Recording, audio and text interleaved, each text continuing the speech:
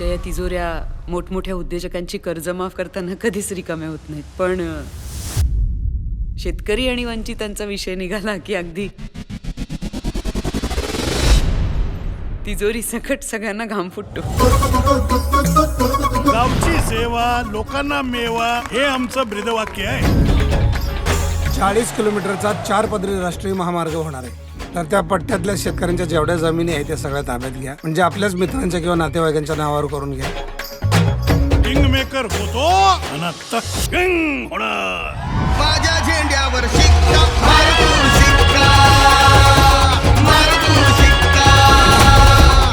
आपल्या त्या जमिनीच्या कामाचं काय झालं रे? सगळी कामं व्यवस्थित केली हो.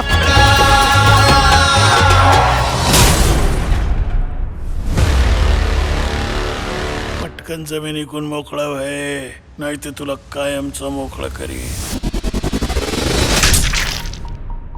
आत्महत्या आहे मग डोक्यावर मार कसा?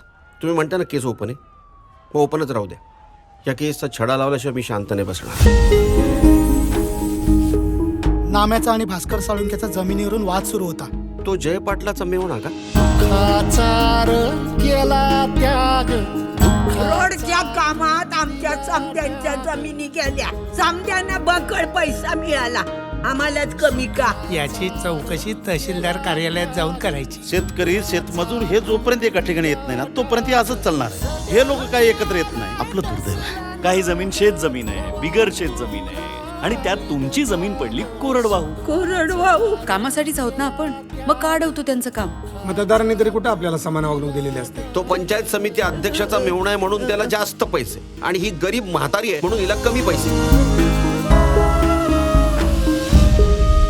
तुझ्या पदाचा आणि तुला मिळालेल्या अधिकाराचा योग्य वापर करायची वेळ आता आलेली.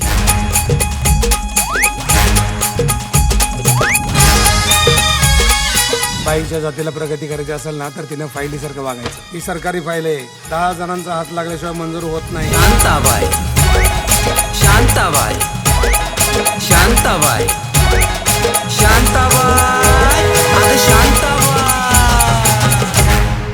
अरे आपण बाबाची माणसं, स्वाभिमानानं जगायचं, असं पाया पडायचं नाही. अरे फक्त बाबासमोर झुकायचं.